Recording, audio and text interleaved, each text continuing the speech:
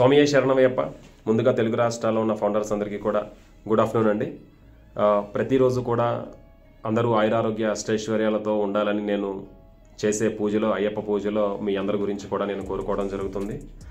Yes, without delay, late చేయకుండా మనం ఈరోజు మీటింగ్ అంటే యాష్ గారి మీటింగ్ ఎర్లీ మార్నింగ్ మనకి వచ్చింది. సో దాంట్లో సార్ చాలా విషయాలు అనేవి డిస్కస్ చేశారు. వాటిలో అప్డేట్స్ అన్నీ కూడా సార్ చెప్పినవి అన్నీ కూడా బ్యాక్ ఆఫీస్లో వచ్చినాయి. బ్యాక్ ఆఫీస్లో అప్డేట్స్తో పాటు యాష్ గారి మీటింగ్లో జరిగిన కొన్ని ఇంపార్టెంట్ హైలైట్స్ అనేవి కూడా మీకు ఇప్పుడు నేను డిస్కస్ చేయబోతాను. అప్డేట్స్ అన్నీ కూడా సార్ ఏదైతే చెప్పారో ఆ అప్డేట్స్ అన్నీ కూడా మార్నింగ్ నుంచి నేను అవి ఫాలో అవ్వడము, వాటిని ప్రతి పాయింట్ కూడా ఇంపార్టెంట్ పాయింట్ అనేది వీటిలో నోట్ చేసుకున్నాను. సో బ్యాక్ ఆఫీస్లో అప్డేట్స్ చదవడం అనేది నాకు మొదటి నుంచి అలవాట్లేదండి. యాష్ గారు ఏదైతే మీటింగ్ చెప్పారో ఆ మీటింగ్లో అప్డేట్స్ ఆయన నోటి నుంచి ఏవైతే వచ్చినాయో అవి మాత్రమే నేను డిస్కస్ చేస్తాను. సో కొన్ని విషయాలు బ్యాక్ ఆఫీస్లో రాకపోవచ్చు, కొన్ని విషయాలు ఫ్లోలో వెళ్ళిపోతూ ఉంటాయి. ప్రతి విషయం కూడా బ్యాక్ ఆఫీస్లో రాదు. సో అవి కొన్ని మీతో నేను ఇప్పుడు డిస్కస్ చేస్తాను. యాక్చువల్గా గత కొంతకాలం నుంచి కూడా యాష్ గారు 360 మీటింగ్స్ కానీ కార్పొరేట్ వెబినార్ కానీ పెట్టట్లేదని మనం డిస్కస్ చేసుకుంటూ ఉన్నాము. కానీ దానికి గల కారణాలని ఈరోజు సార్ మనందరికీ తెలియజేశారు. వాస్తవంగా ఆయన ఒక కార్పొరేట్ వెబినార్ పెట్టాలన్నా లేదా 360లోకి రావాలన్నా సో మంచి అప్డేట్స్ ఉంటేనే, గుడ్ న్యూస్ ఉంటేనే వద్దాము అని చెప్పి ఆయన తలుస్తూ ఉంటారంట ఎప్పుడూ కూడా. సో అదేవిధంగా పెండింగ్ అన్ఫినిష్డ్ థింగ్స్ ఏవైతే ఉన్నాయో వాటిని మీ అందరికీ చెప్పడం దేనికి, సో అన్నీ కంప్లీట్ అయిన తర్వాతే రావాలి, కార్పొరేట్ వెబినార్ పెట్టాలి అని తను ఫిక్స్ అయ్యాను అని చెప్పి సార్ చెప్పారు. సో వచ్చాము అంటే గుడ్ న్యూస్తోనే రావాలి అన్న ఇంటెన్షన్లో సార్ ఉన్నారు మనకి. అదేవిధంగా గుడ్ న్యూస్ అనేది మీకు ఇస్తాను, బ్యాడ్ న్యూస్ ఏదన్నా ఉంది అని అంటే అవి మేము తీసుకుంటాము, ఆ బ్యాడ్ న్యూస్ని రెక్టిఫై చేసుకుంటాము అని చెప్పి సార్ మనకి మార్నింగ్ వెబినార్లో తెలియజేశారు. సో ఆ బ్యాడ్ న్యూస్ అనేది కొన్ని మనకి తెలియకపోవడమే మంచిది. ఎందుకంటే బ్యాక్ ఎండ్లో కంపెనీని చాలామంది ఇబ్బంది పెట్టే ప్రయత్నాలు చేస్తూ ఉన్నారు. సో అవన్నీ కూడా ముందు అప్డేట్స్లో మనం తెలుసుకుందాము. So most of the things under control, some of the stuff is taken little bit time, without things permanently మేము మీకు పర్ఫెక్ట్గా చెప్పలేము. సో చాలా థింగ్స్ అనేవి పర్ఫెక్ట్గా ఉన్నాయి. సో మెజారిటీ థింగ్స్ అనేవి కరెక్ట్గానే నడుస్తున్నాయి. బట్ పర్ఫెక్ట్గా అయ్యేంత వరకు కూడా కొన్ని విషయాలు మేము మీకు చెప్పలేము అని చెప్పి సార్ చెప్తున్నారు. సో ఎందుకు అనంటే పర్ఫెక్ట్గా లేకపోతే ఏమైంది అంటే సార్ ఒక విషయం చెప్తే చాలామంది కూడా దాన్ని ఏమంటారు అర్థం చేసుకోకుండా వారికి అర్థమైన రీతిలో దాన్ని చెప్తా ఉన్నారు. సో అందుకని సార్ ఏమంటున్నారు అని అంటే పర్ఫెక్ట్ అయిన తర్వాత మాత్రమే నేను మీకు తెలియజేస్తాను అని చెప్పారు. సో యాష్ సార్ మనకి సారీ చెప్పారు. ఎందుకంటే ప్రతి వారం వచ్చి వాస్తవంగా చాలామంది అనుకుంటున్నారు ఏదో ఒకటి చెప్పొచ్చు కదా, వచ్చి అప్డేట్ ఇవ్వచ్చు కదా అంటున్నారు.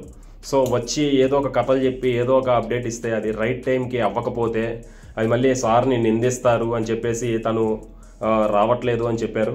ఎందుకంటే ఆల్రెడీ నేను నిన్న కాక మొన్న ఒక యూట్యూబ్ వీడియోలో ఏం చెప్పాను అని అంటే ఏదైనా ఒక టాస్క్ ఇస్తే, సాఫ్ట్వేర్ ఇంజనీర్స్కి ఒక టాస్క్ ఇస్తే మాలాంటి వాళ్ళకి ఆ టాస్క్ కంప్లీట్ అవ్వడానికి ఒక స్ప్రింట్ టైం పడుతుంది. ఒక స్ప్రింట్ అంటే ఏంటి అని అంటే 15 రోజులు. సో అప్డేట్స్ అనేవి రోజు ఉండవు, ఎవ్రీ 15 డేస్కి ఒకసారి ఒక అప్డేట్ ఇస్తారంటే ఏదైనా యాడ్ చేయాలి, లేదా ఏదైనా డిలీట్ చేయాలి, లేదా ఓఈఎస్లో ఏదైనా అప్డేట్ చేయాలి, అప్గ్రేడ్ చేయాలి అని అంటే మినిమం 15 డేస్ టైం పట్టింది. సో ప్రతిరోజు కూడా అప్డేట్స్ ఉండవు. ఆ విషయాన్ని సారు రాత్రి చెప్పకనే చెప్పారు. ఎందుకంటే మనల్ని ప్రపంచం చూస్తుంది, ప్రపంచంలో ఉన్న చాలా కంపెనీలు చూస్తున్నాయి. సో మనం చెప్పే అప్డేట్ అనేది పర్ఫెక్ట్గా ఉండాలి. ఎవరు ఇష్టం వచ్చినట్టు వాళ్ళు కథలు రాసుకుంటే అది కుదరదు. దానివల్ల కంపెనీకి బ్యాడ్ నేమ్ వస్తుంది, నాకు బ్యాడ్ నేమ్ వస్తుంది. సో దయచేసి అట్లా ఎవరు చెప్పొద్దు, అప్డేట్స్ ఎగ్జాక్ట్గా యాక్యురేట్గా మాత్రమే చెప్పండి, నేను చెప్పినవి మాత్రమే చెప్పండి అని చెప్పి సార్ రాత్రి వీడియోలో చెప్పారు, మీటింగ్లో చెప్పారు. వాస్తవంగా అన్పాసివ్ వల్ల కొన్ని కంపెనీలకి, డిపార్ట్మెంట్స్కి, కంట్రీస్కి థ్రెటనింగ్ అంట. సో కొన్ని బిజినెస్లకి అదేవిధంగా we had issues with banks, vendors, financial institutions. Yes, అంటే అన్పాసివ్ వల్ల కొన్ని కంపెనీలకి, కొన్ని డిపార్ట్మెంట్స్కి కొన్ని ప్రాబ్లమ్స్ వస్తాయి భవిష్యత్తులో.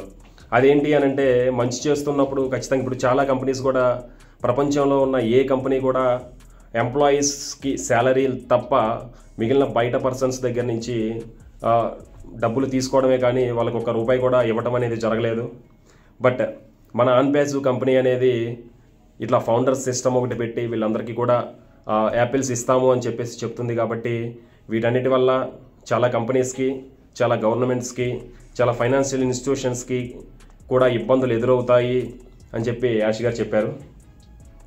సో వీటన్నిటికీ కూడా ఒక సింపుల్ సొల్యూషన్ చెప్పారు.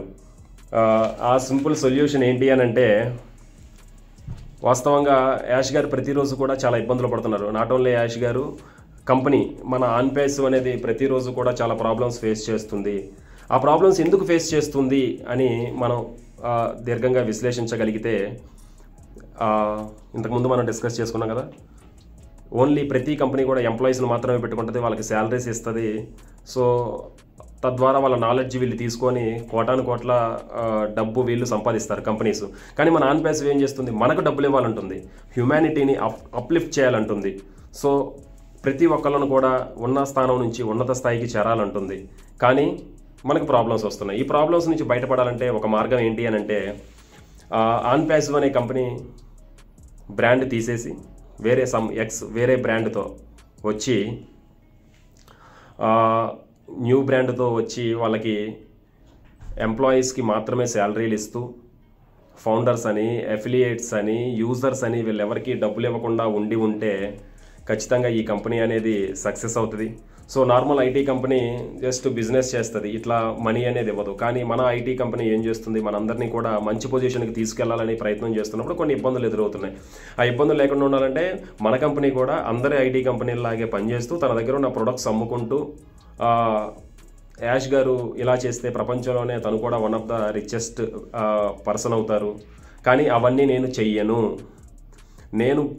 నేను పుట్టింది దేనికి అని అంటే, ప్రతి ఒక్కళ్ళు కూడా వాళ్ళు ఉన్న స్థానం నుంచి ఉన్నత స్థానానికి వెళ్ళాలి, వాళ్ళ భవిష్యత్తు అనేది బాగుపడాలి. దానికి ఎన్నో సంవత్సరాల నుంచి ఆలోచించి తీసుకున్న నిర్ణయమే ఈ ఆన్పేసివ్. ఎన్ని ఇబ్బందులైనా సరే నేను పడతాను, ఎన్ని ఇబ్బందులైనా సరే ఆన్పేసివ్ కంపెనీ పడుతుంది. ఆ ఇబ్బందుల్ని ఫౌండర్స్కి మేము తెలియజేయాలనుకోవట్లేదు, వాళ్ళకి గుడ్ న్యూస్ మాత్రమే ఇవ్వదలుచుకున్నాము. సింపుల్గా మనం ఏం చేసాము, ఇన్వెస్ట్మెంట్ పెట్టి వదిలేసాము. కానీ బ్యాక్ ఎండ్ కంపెనీ ఎన్ని ప్రాబ్లమ్స్ ఫేస్ చేస్తుందో యాష్ గారు ఈరోజు డిస్కస్ చేశారు.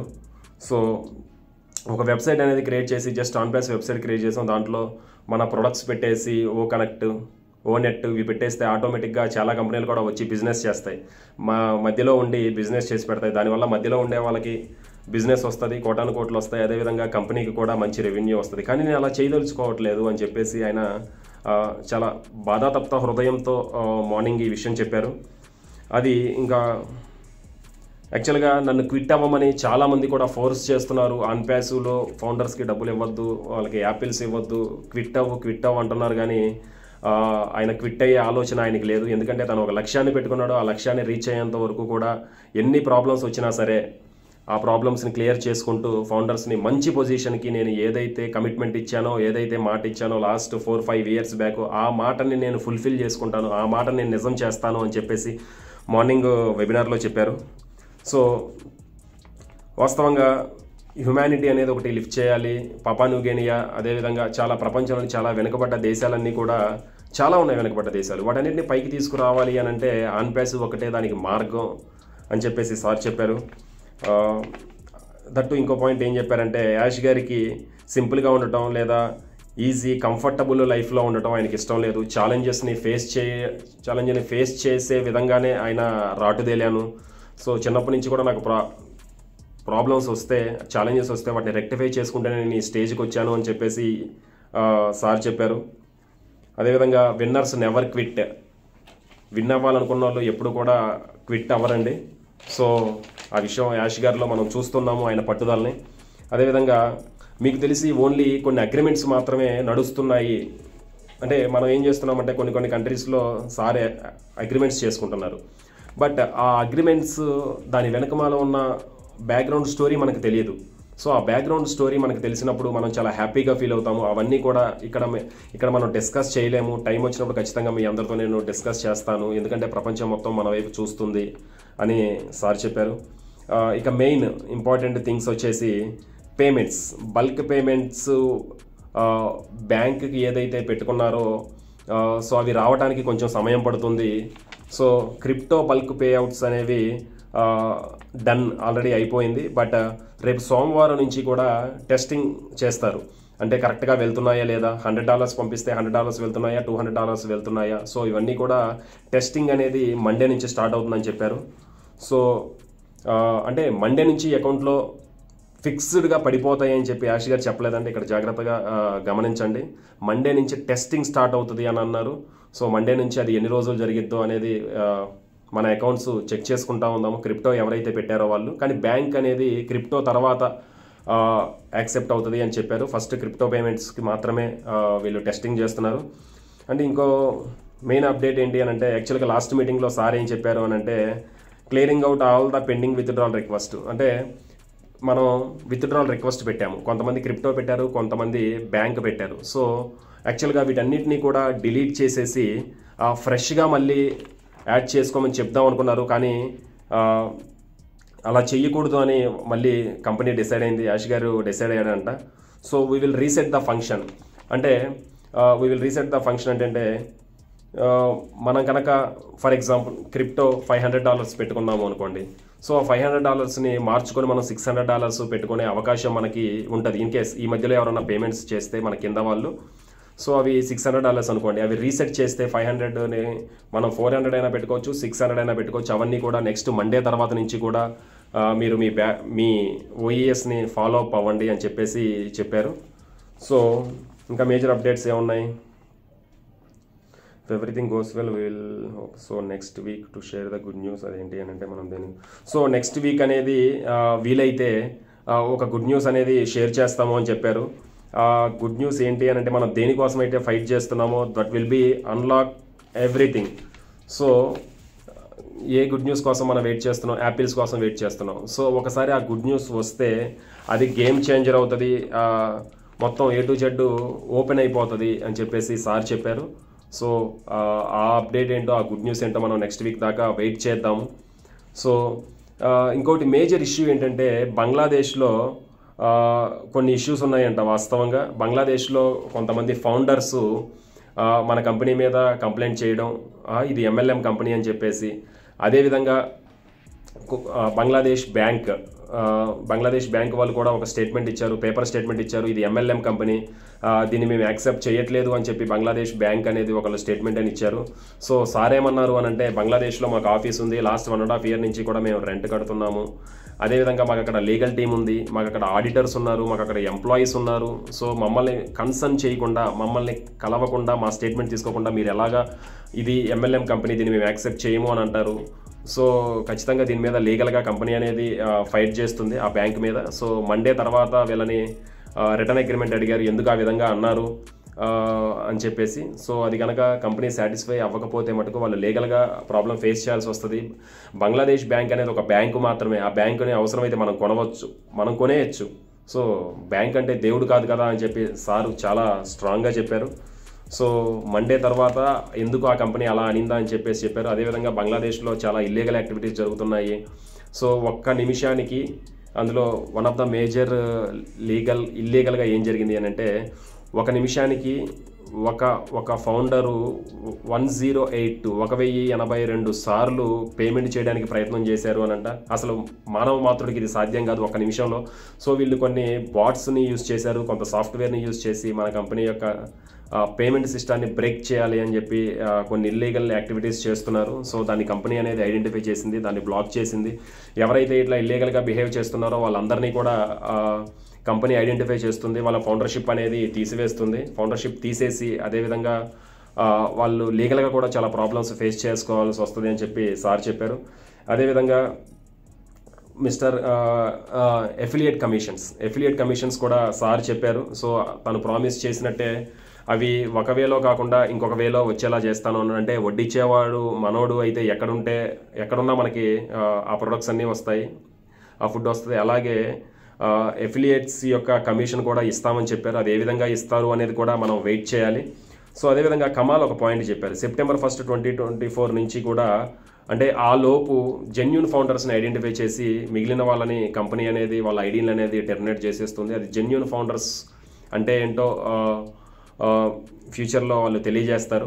అంటే కంపెనీకి ఏ విధంగా నెగిటివ్గా మాట్లాడకుండా, ఇల్లీగల్ యాక్టివిటీస్ చేయకుండా, అదేవిధంగా వెరిఫైలో కూడా కొన్ని ఫిల్టర్స్ అనేవి జరుగుతాయి. సో వీళ్ళల్లో ఫ్రాడ్ చేయడానికి వచ్చిన వాళ్ళు వెరిఫైలో దొరికిపోతారు. సో ఖచ్చితంగా ఎవరైతే ఫ్రాడ్ చేస్తారో వాళ్ళ ఐడీలు టెర్మినేట్ అవుతుంది. సో సెప్టెంబర్ 1, 2024 కల్లా కూడా ఈ కొంతమంది ఫౌండర్స్ మాత్రమే మిగులుతారు. సో ఎవరైతే కంపెనీకి పాజిటివ్గా ఉంటారో వాళ్ళు మాత్రమే ఉంటారని చెప్పి మొహమ్మద్ కమాల్ చెప్పారు. ఇక లాస్ట్ మేజర్ అప్డేట్స్ ఏంటి అంటే